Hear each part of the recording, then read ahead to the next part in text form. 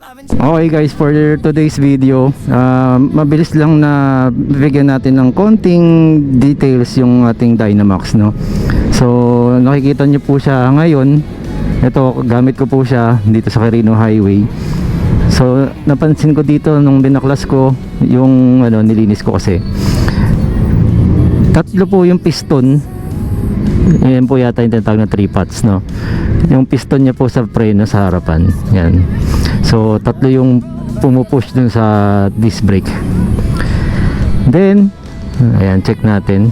Okay. Tingnan ko kung may langis-langis yung wala. Okay, so ayan po. Makita nyo, hydraulic, no? HD tawag po dyan, no? Suspension. Then combi brake system. Traction control, parang yan yung pumipigil kapag pag umu-over yung yung spin, yung iniiwasan niya mag-spin. Kunyari nalubak kayo tapos may buhangin, pag ganun nyo hindi siya mag-spin, parang ikakat niya yon. So buksan ko lang, stylish design nung yan. So may DRL, ayan, o diba, para kung dito gumagapang. Then ang ilaw niya ay ayan, madumi lang, pero ang lakas ng ilaw nito guys. Pag nakita nyo sa video naman, para ka naka MDL na, no? So yung mukha niya, makikita nyo naman, parang ang baby X-Max, no? X-Max.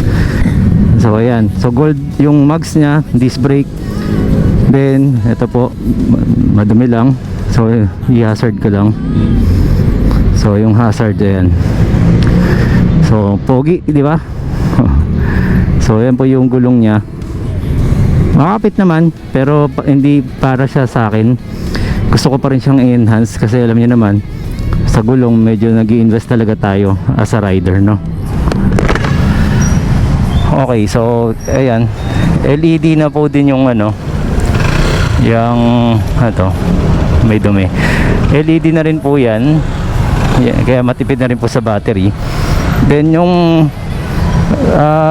side mirror, ang pogi niya, no? Ang problema ko lang po, natama.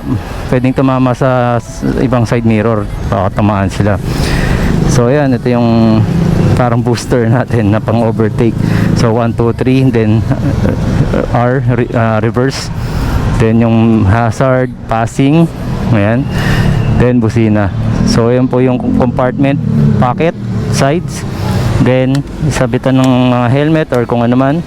Then push nyo, another dyan, glove box. Then tinan nyo po yung upuan, stylish na siya. Kita nyo, may carbon lodi. Then may top rack, ito. So ayan po yung pet nya. So yun pala ang hindi LED. So bukilya pa po yung hazard light nya. Pwede pa natin palitan nya ng LED, no? Kaya lang baka bumilis ko, so kailangan natin ng magandang relay dyan. So dual shocks, ayan, kung makikita nyo, naka shocks po siya na dibaso. Ayan, then may reflector, then may ilaw po dito in case na magkaroon na po tayo ng plate number, makikita yung plate number kahit gabi. So yun, disc brake sa likod, the typical na 2 piston din. Then ayan yung cover nya, malapad na nagbumuka talaga siyang motor. Okay, so ayan, ganyan po siya.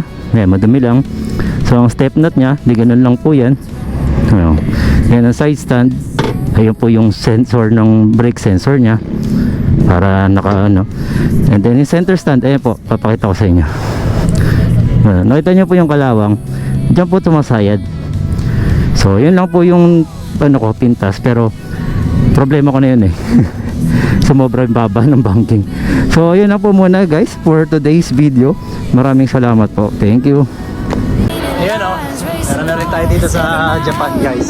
So okay, once again, Marvin Chua Motovlog po. Maraming salamat po. Salamat din po sa mga nag-subscribe. Subscribe, okay. Bulol pa, no? Ayos naman.